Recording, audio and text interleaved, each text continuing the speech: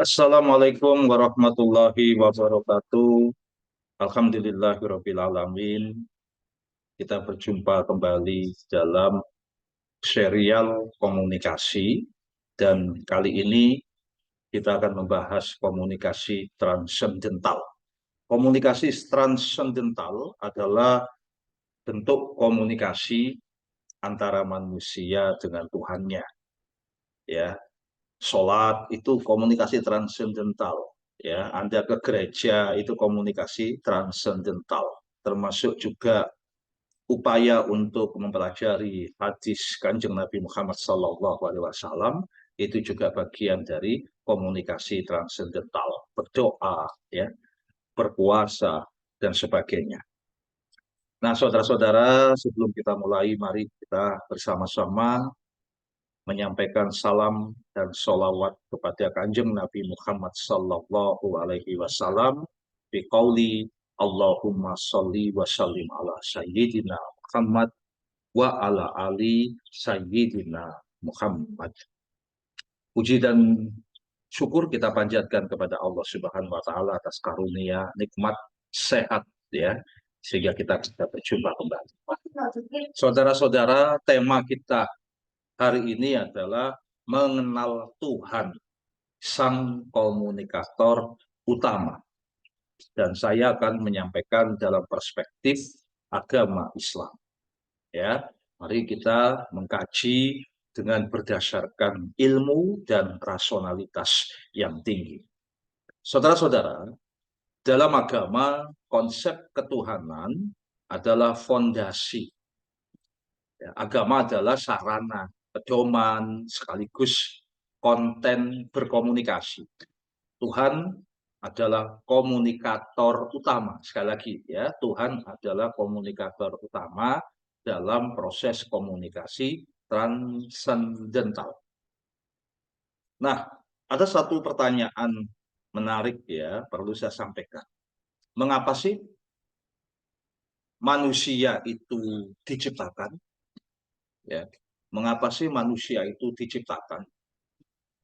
Nah, saudara-saudara, dalam Quran surat Az-Zariyat ayat 56, silakan nanti dicek, ya. Allah berfirman, "Wa ma khalaqtul jinna wal insa illa liya'budun." Yang artinya, tidaklah aku menciptakan jin dan manusia kecuali untuk beribadah kepadaku. Sekali lagi, jin dan manusia diciptakan oleh Allah Subhanahu wa taala, ya, untuk beribadah. Ya, demikian, ya, Allah berfirman di dalam Quran surat Az-Zariyat ayat 56.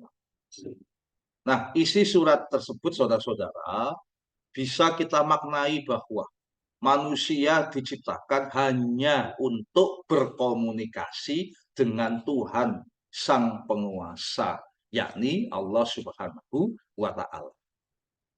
Mengapa?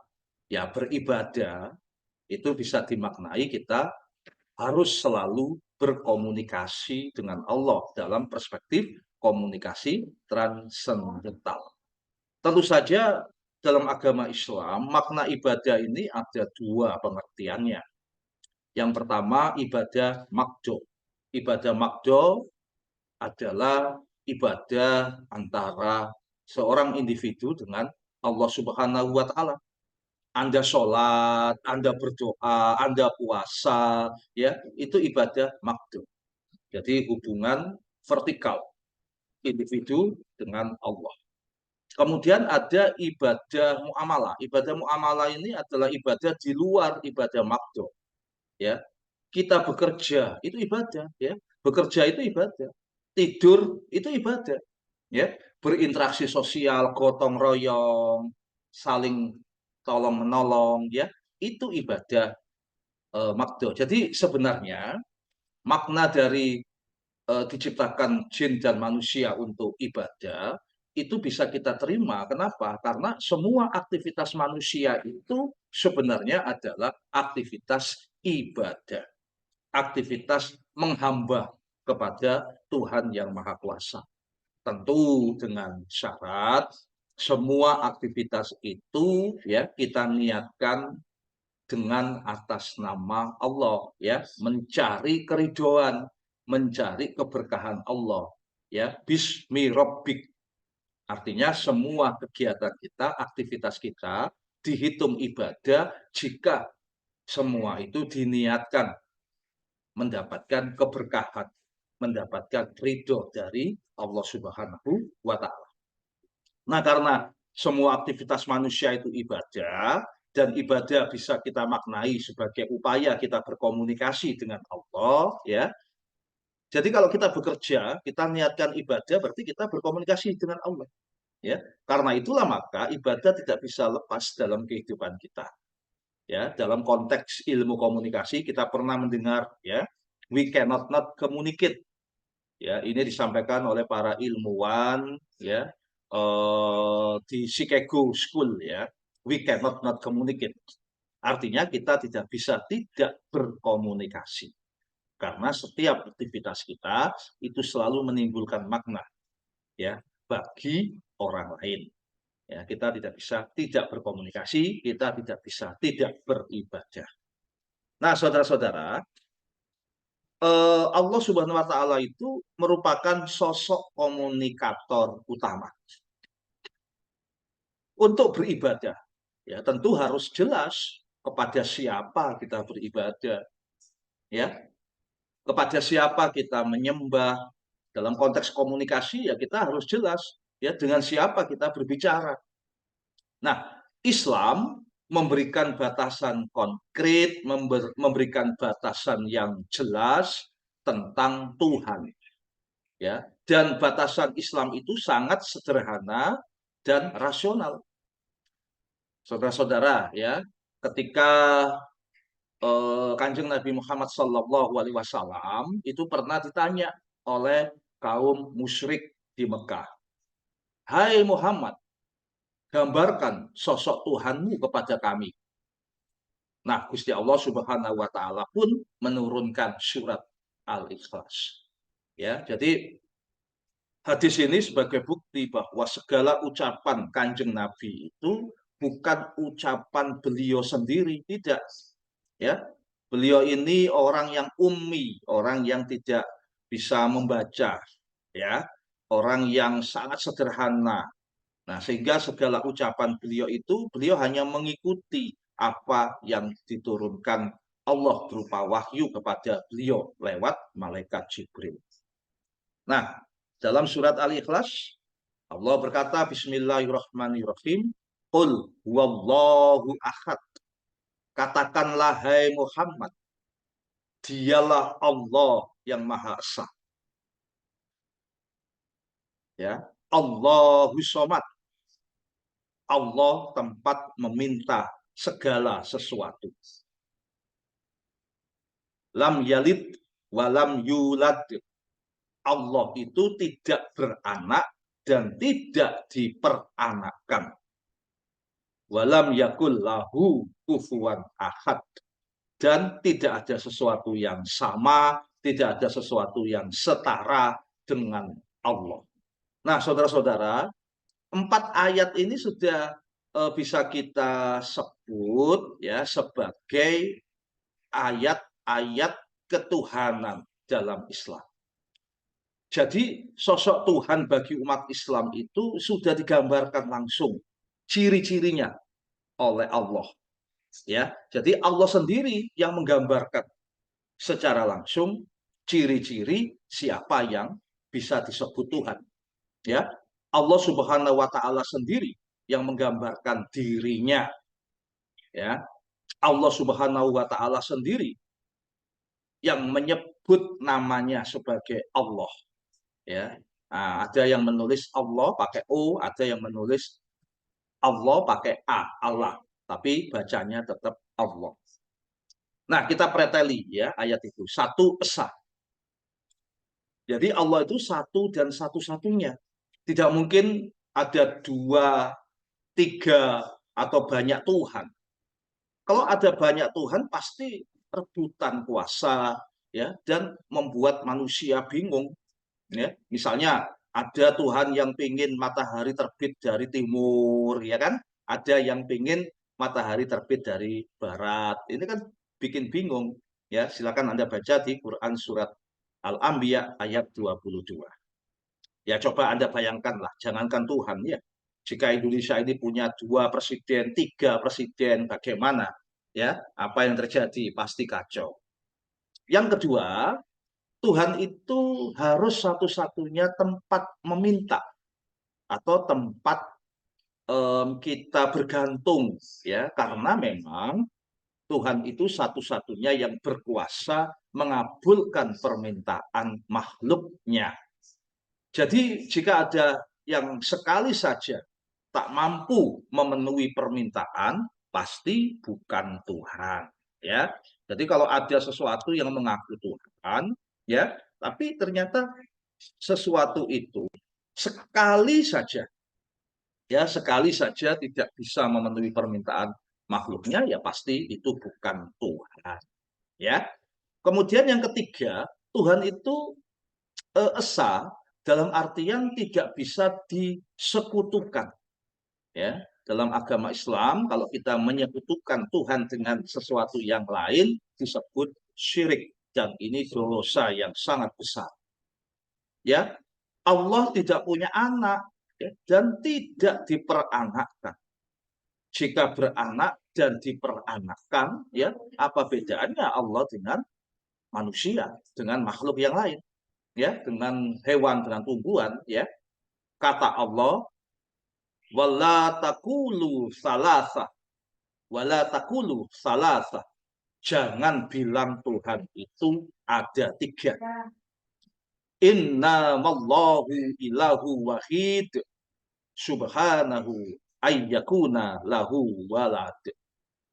Yang artinya sesungguhnya Allah itu Maha Esa, ya, Maha Suci. Allah itu Maha Suci dari anggapan bahwa Allah itu punya anak. Nah, itu silakan ya, Anda bisa baca di An-Nisa 171. Ya. Nah, saudara-saudara yang baik hati, saya ingin melanjutkan ya makna dari Al-Ikhlas. Tuhan itu pasti berbeda dengan apapun dan dengan siapapun. Mengapa? Ya karena Tuhan itu Tuhan, Allah itu Tuhan. Ya. Selain dirinya bukan Tuhan, disebut makhluk. Tidak mungkin Tuhan yang disembah itu sama dengan makhluk yang menyembah. Tidak mungkin Tuhan itu mirip atau punya karakter yang sama dengan makhluk. Tuhan tidak butuh makan, Tuhan tidak butuh tidur, tidak butuh seksual, ya. Sedangkan makhluk ya butuh semua itu. Nah, saudara-saudara, Tuhan itu kekal, kausa prima, penyebab dari segala sesuatu, ya, dan pasti tidak mati. Bayangkan kalau Tuhan itu mati, ya, kayak misalnya listrik PLN ya di rumah kita itu padam, lampu mati ya di malam hari, ya pasti rumah kita gelap, ya, kampung kita gelap. Nah, saudara-saudara, pikiran manusia atau imajinasi manusia itu tidak bisa menjangkau ya zat Tuhan, tidak bisa. Tuhan tidak bisa digambarkan atau diimajinasikan. Sesuatu yang masih bisa digambarkan, ya, masih bisa diimajinasikan oleh manusia, itu pasti bukan Tuhan, ya. Jadi Tuhan itu unik lah, maha unik yang tidak bisa digambarkan. Hanya saja saudara-saudara, ya, kehadiran Allah itu masih bisa dirasakan oleh manusia, yakni manusia itu merasa damai, merasa tenang, merasa nyaman, ya, karena rahmat dan keberkahan Allah itu hadir dirasakan oleh manusia. Karena itulah saudara-saudara, Allah Subhanahu wa taala ya merupakan komunikator utama, ya. Atau saya sebut maha komunikator. Gelar Subhanahu wa taala atau yang biasa ditulis SWT ya, diberikan setiap umat muslim, ya, ketika umat muslim itu menyebut namanya, menyebut nama Allah, ya, dan Subhanahu wa taala ini diambil dari wahyu Allah sendiri. Anda bisa baca di Quran surat An-Nahl ayat 1, Al-An'am ayat 100, Al-Qasas ayat 68, ya, dan Al-Isra ayat 43. SWT atau Subhanahu wa Ta'ala itu berarti yang maha suci dan maha tinggi. Suci bermakna tidak ada sekutu, ya, maha esa, tidak ada sekutu, tidak bisa dimirip-miripkan, tidak bisa disama-samakan, ya, dengan apapun, dengan siapapun. Sementara tinggi itu bermakna kuasa atas segala-galanya. Jadi Allah itu maha suci dan maha tinggi, subhanahu wa ta'ala. Saudara-saudara, saya ingin melanjutkan lagi, ya. Ini kata kuncinya, Allah sendiri yang mendeskripsikan dirinya. Hal ini beberapa hal yang tadi saya sampaikan, ya, itu diperteguh di ayat yang lain. Ya, jadi Allah itu esa, Allah itu berdiri sendiri, tidak sama dengan segala sesuatu, ya, yang tadi saya sampaikan itu diperkuat dalam Quran surat Al-Baqarah 163, ya, dan Al-Baqarah 255, ya, silakan dicek, ya, Al-Baqarah 163, Al-Baqarah 255. Nah, saudara-saudara, Allah Subhanahu wa Ta'ala di dalam Quran yang mengenalkan sifat-sifatnya. Jadi Allah itu mengenalkan sifat-sifatnya. Allah sendiri, ya, yang disebut Asmaul Husna. Antara lain Allah itu pemaaf, ya, pengasih, ya, pemberi rezeki dan sebagainya. Asmaul Husna. Ada 99 Asmaul Husna di dalam Al-Qur'an. Nah, silakan, ya, Anda bisa membaca di Quran surat Al-Hasyr 24 dan Al-A'raf 180. Nah, saudara-saudara, jati diri Allah Subhanahu wa Ta'ala dikenalkan sendiri oleh Allah. Jadi dikenalkan sendiri, bukan dikenalkan, bukan dikaram, ya, oleh manusia, oleh imajinasi manusia, tidak. Zatnya Allah, sifat-sifatnya Allah, nama Allah itu disampaikan sendiri oleh Allah. Ya, inilah, ya, ajaran agama Islam menyampaikan hal itu. Beberapa kali, ya, hal tersebut diulang-ulang oleh Allah. Ini sesuai dengan teori komunikasi modern sekarang ini, ya, bahwa pesan itu bisa efektif kalau tidak hanya sekali disampaikan, tetapi disampaikan berulang-ulang, ada repetisi, ada redundancy. Kenapa? Karena memori manusia itu terbatas.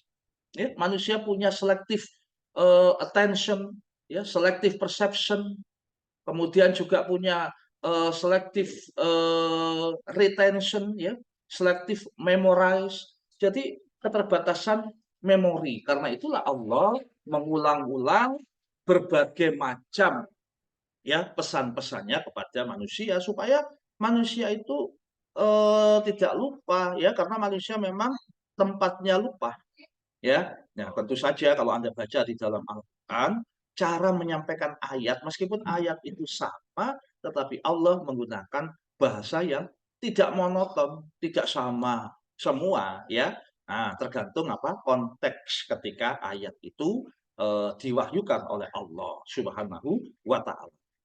Nah, saudara-saudara, sebagai komunikator, ya, Allah Subhanahu wa Ta'ala telah membuka diri, ya. Ada prinsip keterbukaan, ya. Ada prinsip equality, ya, keterbukaan, ya, supaya komunikan kita sebagai komunikan manusia, ya, itu bisa berkomunikasi secara baik dengannya. Jadi Allah itu mengenalkan dirinya, berarti kan tidak ada sesuatu yang ditutup-tutupi oleh Allah. Inilah aku, ya kan? Nah, kenal supaya manusia itu mengenal, ya. Kalau manusia itu mengenal secara baik, maka cara beribadah atau cara berkomunikasinya pun juga akan baik. Nah, saudara-saudara, kata Allah, ya, kata Allah juga disebut oleh Allah sendiri, ya. Disebut misalnya Anda bisa baca di Quran surat Toha ayat 14. Bismillahirrahmanirrahim. Innani annallah la ilaha illa ana fa'budni wa aqimis sholata li zikri. Artinya apa? Ya, sesungguhnya aku adalah Allah, tidak ada Tuhan selain aku, ya, maha maka sembahlah aku dan tegakkanlah sholat untuk mengingatku. Innani anallah, sesungguhnya aku adalah Allah, la ilaha illa ana, tidak ada Tuhan selain aku. Fa'budni, maka sembahlah. Nah, saudara-saudara, setelah dia mengenalkan diri, terserah manusia mau percaya atau tidak. Allah tidak memaksa manusia untuk mengikuti apa yang disampaikan, ya. Quran surat Al-Baqarah 256. Ini karakter komunikator yang demokratis, memberikan pilihan-pilihan. Allah itu komunikator yang persuasif, ya, tidak koersif, tidak memaksa. Dia mendeskripsikan pesan-pesannya secara baik dengan contoh-contoh, ya, dengan peristiwa-peristiwa, dengan hikmah-hikmah, ya, dengan bahasa yang mudah diterima, kemudian diulang-ulang, repetisi, gitu ya, sehingga apa? Ada upaya redundansi, ya, karena mungkin manusia merasa tidak paham, ya, berada pada situasi yang apa namanya itu tidak pasti, maka pesan itu diulang-ulang, ya, tidak ada paksaan, tidak ada apa namanya itu, oh kamu harus menjadi muslim, ya, kalau tidak mau maka dibunuh. Nah, itu tidak, ya, tidak ada paksaan. Kemudian ada sistem merit dalam berkomunikasi. Allah memberikan sistem merit. Kalau kamu baik mendapat pahala, ya. Kalau kamu berdosa, ya, dan kamu tidak meminta maaf, ya tentunya, ya, Allah akan memberikan azab, ya. Dan yang disampaikan di dalam Quran itu disertai bukti nyata. Hatu burhanakum in kuntum shodiqin. Ya, mana buktimu jika engkau orang yang benar. Itu prinsip yang Allah ajarkan kepada kita. Nah, saudara-saudara, dalam berkomunikasi, Allah juga membuka komunikasi dialogis. Namun tentu saja Allah tidak berkomunikasi langsung dialogis dengan semua manusia.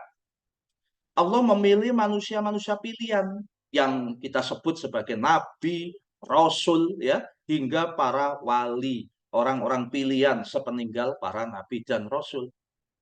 Para nabi dan rasul inilah yang langsung diajak, ya, berkomunikasi oleh Allah melalui malaikat Jibril, ya. Kemudian nabi dan rasul ini yang langsung membuka komunikasi dialogis dengan umat, ya. Prinsip-prinsip komunikasi yang diajarkan Allah kemudian diimplementasikan, diterapkan oleh para nabi dan rasul.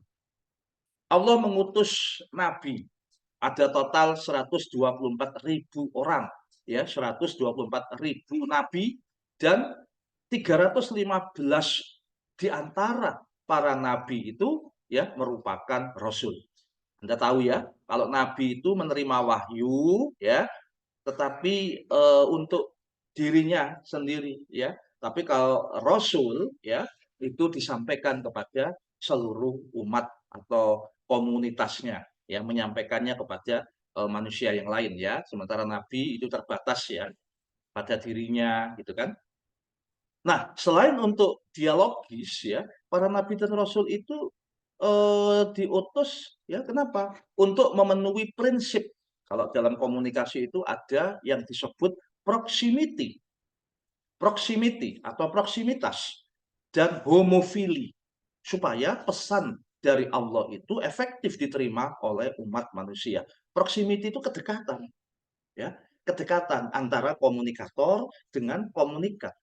Tidak ada jarak, baik itu jarak psikologis, jarak sosiologis, ya, tidak ada, ya. Kemudian homofili, homofili itu artinya, ya, pesan itu akan lebih efektif kalau antara komunikator dengan komunikan, ya, itu mendekati keseragaman, ya, perbedaannya tidak terlalu besar. Itu homofili. Latar belakang pendidikan, latar belakang budaya, ya kan, mungkin beda, pendidikannya beda, tetapi komunikator harus berusaha untuk tidak ada jarak. Perbedaan itu bagaimana caranya supaya bisa mendekati persamaan, gitu ya. Nah, karena Allah itu menciptakan manusia beragam-ragam, bersuku-suku, berbangsa-bangsa, yang punya kebiasaan beragam, budaya yang beragam, ya. Silakan Anda baca di Al-Hujurat 13, ya. Nah, unsur proximity dan homofili ini terwujud ketika para nabi dan para rasul diminta berkomunikasi dengan umat, berdakwah kepada umat dengan bahasa yang dipahami oleh umat atau dengan bahasa kaumnya. Ya, bahasa ini saudara-saudara dalam beberapa tafsir ya, termasuk silakan Anda baca di Quran surat Quran internasional Abdullah Yusuf Ali ya. Bahasa ini bisa dimaknai sebagai budaya. Jadi bukan hanya verbal, bahasa verbal, tetapi juga bahasa non verbal. Anda bisa baca di Quran surat Ibrahim ayat 4. Nah, saudara-saudara, yang terakhir ya saya ingin sampaikan sebagai sebuah simpulan ya, konsep ketuhanan dalam Islam ya, bahwa apa yang tadi saya sampaikan itu merupakan konsep ketuhanan dalam Islam. Sederhana ya, sederhana, tidak berbelit-belit, hanya 4 ayat tadi. Qul huwallahu ahad, Allahu somad, lam yalid walam yulad, walam yakul lahu kufuwan ahad. Allah itu maha esa, Allah itu maha esa, Allah itu tempat meminta, tempat bergantung, ya kan? Allah itu tidak beranak dan tidak diperanakkan, serta Allah itu pasti berbeda, ya, dengan segala sesuatu, tidak setara dengan segala sesuatu. Itu 4 syarat ya untuk bisa disebut oleh Tuhan yang disampaikan sendiri oleh Allah Subhanahu wa taala.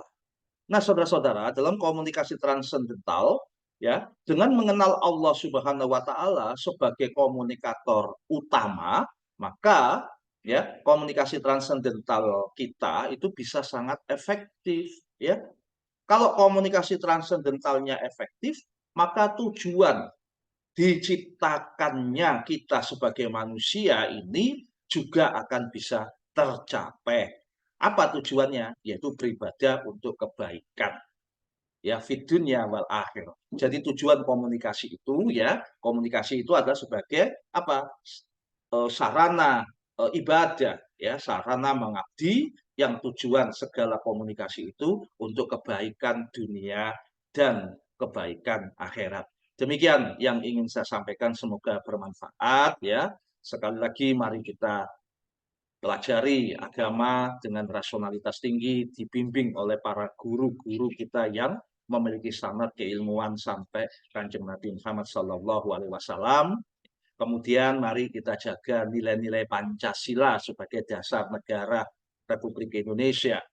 Ya, ada 45 butir Pancasila. Silakan dibaca ya, TAP MPR nomor 1 tahun 2003 supaya Anda kenal Pancasila yang 5 sila ya, kemudian dirumuskan lagi lebih detail menjadi 45 butir. Nah, 45 butir Pancasila itu semuanya ya merupakan representasi atau perwujudan nilai-nilai agama. Jadi Pancasila itu adalah nilai-nilai agama dalam konteks Negara Kesatuan Republik Indonesia. Dan yang terakhir, mari kita jaga Negara Kesatuan Republik Indonesia, NKRI, harga mati. Terima kasih. Wallahul muwafiq ila aqwamit thoriq. Assalamualaikum warahmatullahi wabarakatuh. Salam damai sejahtera.